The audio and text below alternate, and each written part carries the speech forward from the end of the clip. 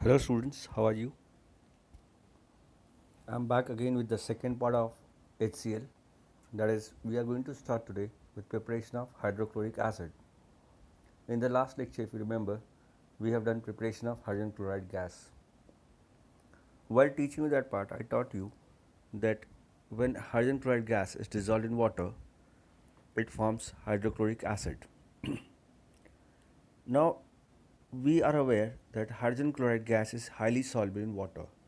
Therefore, you cannot directly mix hydrogen chloride gas through a pipelet into the water. And that's the reason we use a special funnel arrangement, because the inverted funnel here increases the surface area of contact between HCl and water, due to which the solubility of HCl is easier in water. If suppose you do not use an inverted funnel, the surface area of the pipe decreases, due to which water may be pulled back in the pipe. That is, due to the back section of water, the further dissolution of HCl gas in water may not take place. So please remember, the method of preparing hydrochloric acid from hydrogen chloride gas is by special funnel arrangement. Again, a 2-mark question can be asked from this particular section. Now we are doing preparation or properties of hydrochloric acid. I will generalize 5 basic equations. If you remember that those 5 basic equations, you can apply that on any of the acid. My first basic equation will be metal plus acid will give you salt plus hydrogen. If you want, you can write it down. Metal plus acid will give you salt plus hydrogen. Now, if you take acid as HCl, like in this particular example, if you can see, I will remove the clue for you. I will repeat the clue again. Metal plus acid gives you salt plus hydrogen. Now, let the acid be HCl. The salt is aluminum chloride, because you have used the metal aluminum here. If you use the acid S2SO4, you will get the product as aluminum sulfate, Al2SO4 thrice. And please remember, we have done this in last year. Salt can be any chloride, sulfate, nitrate, phosphate. So, if you are using HNO3, you will not get hydrogen gas, because if you remember, HNO3 is an oxidizing acid and it oxidizes hydrogen to water. Therefore, you can use metal plus acid like HCl or H2SO4. Your product will remain the same, that is salt and hydrogen. Again, I will repeat, in case of HCl, you will get chloride salt. In case of sulfuric acid, you will get sulfate salt. I hope that the things are clear. We will be discussing this again in sulfuric acid, but for your understanding part, if you learn it here itself, it will be easier for you to revise sulfuric acid and the portion will become shorter for you. The next clue would be, if you see, the example is copper oxide plus HCl gives you copper chloride plus water. Here instead of metal, we are using metal oxide. Now the clue is metal oxide plus acid will give you salt plus water. Now, if you compare the first equation and the second equation, where we had only metal, the gas evolved as hydrogen. Now, as you here have metal oxide, the byproduct is water. So, it is easier to remember for you. Metal plus acid gives you salt and hydrogen. Metal oxide plus acid gives you salt plus water. Now, the third reaction we have been doing from last 4 years, that is acid plus base gives you salt and water. This is called as neutralization reaction. Again, in place of HCl, you can substitute HCl with H2SO4. Only the salt, that is chloride, will change to sulfate. Rest of the byproducts like hydrogen, water, carbon dioxide and water, sulfur dioxide and water remains the same. And that's the reason I asked you or requested you to learn the general equation. Till now, just to recapitulate, we have done two general equation. One is metal plus acid gives you salt and hydrogen. Second one is metal oxide plus acid gives you salt plus water. And the third one was base plus acid gives you salt and water. Now let's take example of H2SO4 with NaOH. Now NaOH plus H2SO4, instead of NaCl you will get Na2SO4 plus H2O. Again please remember, only the salt has changed, water remains the same. Now the third clue for you is metal carbonates plus acid will give you salt, water and carbon dioxide. Now here if you relate this equation with the second equation, that is metal oxide plus acid gives you salt plus water, you can clearly see instead of metal oxide we have metal carbonate, therefore the product obtained extra is carbon dioxide. Now instead of carbonate, if you have sulfate like in the sixth equation, you will get the byproduct as carbon dioxide. So simply you can remember this clue would be metal carbonate, metal carbonate or bicarbonate. Now it is carbonate or bicarbonate.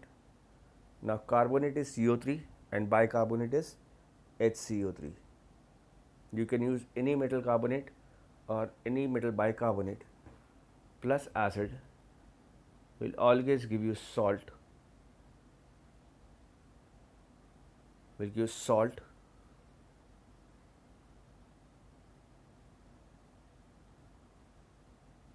plus water plus carbon dioxide. Now instead of carbonate or bicarbonate, if you use sulfate or bisulfite, the product remains the same, that is salt, water and sulfur dioxide. The examples of these general equations are Na2CO3, that is sodium carbonate, plus HCl gives you NaCl, that is sodium chloride, plus water plus carbon dioxide. We have already done the balancing part, so balancing would not be difficult. When you are learning these questions or these equations, learn the word equation and please remember the general rules. I'll recall it again so that we are on the same page for the further lessons. First reaction, general one, is metal plus acid gives you salt and hydrogen. Example here is 2Al plus 6HCl gives you 2AlCl3 plus 3H2. Metal oxide plus acid gives you salt plus water. Example is copper oxide plus 2HCl gives you CuCl2, that is copper chloride, plus water. Base plus acid gives you salt and water, that is neutralization reaction. Here the example given is sodium hydroxide, that is NaOH, plus hydrochloric acid, that is HCl, gives you sodium chloride, that is NaCl, plus water, that is H2O. Fourth clue was sodium carbonate or bicarbonate, that is the fourth and fifth example, plus acid will give you salt, water and carbon dioxide. Examples are Na2CO3 plus HCl gives you 2NaCl plus H2O plus CO2, or NaHCO3 sodium hydrogen carbonate or sodium bicarbonate. It has two names. You can either write it as sodium bicarbonate or you can write it as sodium hydrogen carbonate. Plus HCl gives you NaCl, that is sodium chloride, plus water plus carbon dioxide.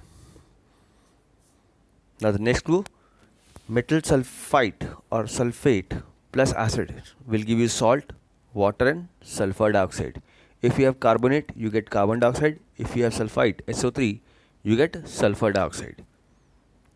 Your equation or examples are Na2SO3 plus 2HCl gives you 2NaCl plus H2O plus SO2. And metal bisulfate, it is NaHCO3 plus HCl gives you NaCl plus H2O plus SO2. Students, for your reference purpose, I have written all the clues on the next slide. You can pause the slide and copy down this general equation in your notebook. This would really help you in all the three acid chapters, that is hydrochloric acid, this chapter, Nitric acid, that is HNO3, the third part of this study of compounds, and the fourth part, sulfuric acid. The reaction remains the same. Please remember, in case of HCl, your salt is metal chloride.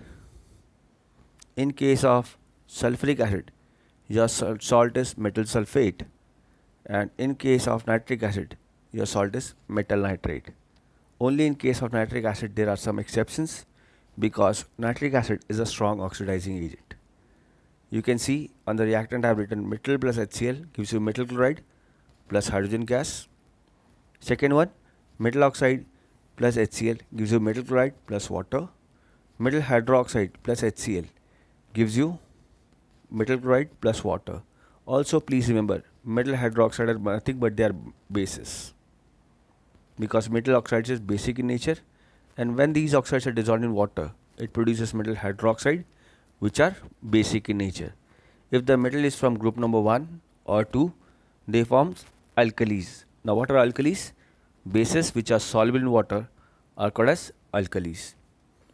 Next clue is metal carbonate or bicarbonate. You can combine the fourth and fifth part and you can write down plus HCl gives you metal chloride plus water plus carbon dioxide. The sixth one and seventh one also you can combine for your memory. It is metal sulfide or metal bisulfide plus HCl gives you metal chloride plus water plus sulfur dioxide. I believe the things are much clear to you now. Now the next properties are when metal sulfides, that is if like iron sulfide FeS is treated with acid, it gives salt plus hydrogen sulfide gas. Now this gas is very particular because this gas has a rotten egg smell.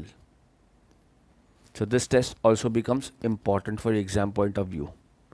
Now metal sulfide when treated with acid gives you salt plus hydrogen sulfide gas. This you have to remember separately.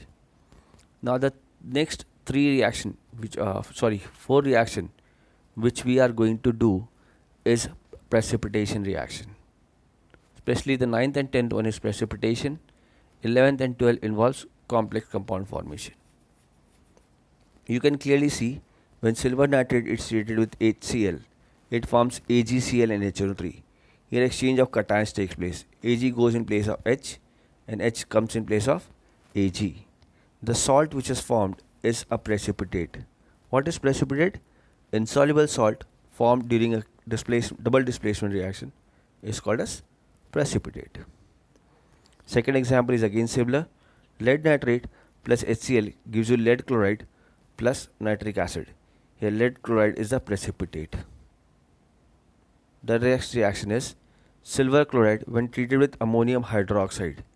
It gives a complex. Now this equation is again a complex one because the salt which is formed is a complex salt, and as we do not have complex salt, I am teaching you this part just for your knowledge purpose.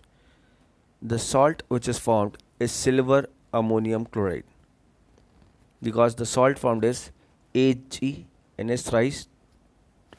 twice Cl plus H2O. The last reaction is manganese oxide plus 4HCl gives you MnCl2 plus H2O plus Cl2. This particular reaction we are going to do in the laboratory, which is distinguished between manganese oxide and manganese dioxide. So here please remember, when manganese oxide, this is a special metal where you get a chlorine gas. I believe the things are clear. The first 6 general equations are really important for us. So please keep on revising with each and every chapter, that is with HCl, H2SO4 and HNO3. Again, here I have written the general test for you. You can freeze the frame and you can copy the general reactions so that you can learn it easier. Please do not try to mug up the chemical equation directly because that may be an error in the examination.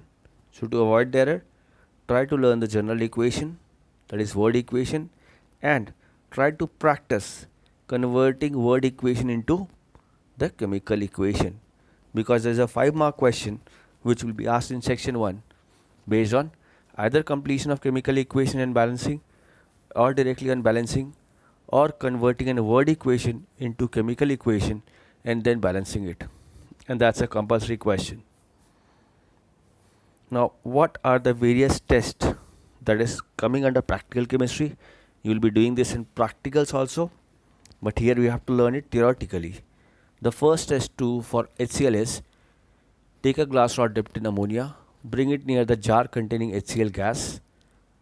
You will see white dense fumes. If you remember, the reaction was NH3 plus HCl gives you NH4Cl. Now this ammonium chloride is a sublimate. That's the reason you see white dense fumes near the glass rod. Now if we add AgNO3 to HCl, the dilute HCl, a curdy white precipitate which is soluble in excess of NaOH. Now again, this part I'll be doing in your analytical chemistry, but here just remember the equation would be AgNO3 plus HCl will give you AgCl. This is what is described in the presentation. This is curdy white precipitate plus HNO3. Now this is again, we have done this in the reaction part. If you remember, in the previous slide we had done this equation, but this is again a test for HCl, because in case of HCl a white curdy precipitate is formed which is soluble in excess of NH4OH, that is ammonium hydroxide. The third test is action of heat on mixture of MnO2 and HCl. Then again, you have done this part in the earlier slide. If you remember, MnO2 plus concentrated HCl. Those who forgot, let me show you the slide. MnO2 plus 4HCl will give you MnCl2 plus H2O plus Cl2. Now this chlorine gas has particular color. The color is greenish yellow gas. So when you see a greenish yellow gas with some pungent smell, you can realize that the gas evolved is chlorine. And if the gas evolved is chlorine, the acid would be HCl. Because in case of sulfuric acid, you get the smell of burning sulfur. I hope guys we are clear with the concept of hydrogen chloride gas and hydrochloric acid. I would expect everyone to read the textbook, go through each and every concept, remember the clues. In the next session, I'll be discussing some of the questions from the board which has been asked from this content, that is HCl gas and hydrochloric acid. Till then, I hope that everybody enjoy the online teaching. Take care of your family, take care of yourself, and learn well. Thank you and have a great day.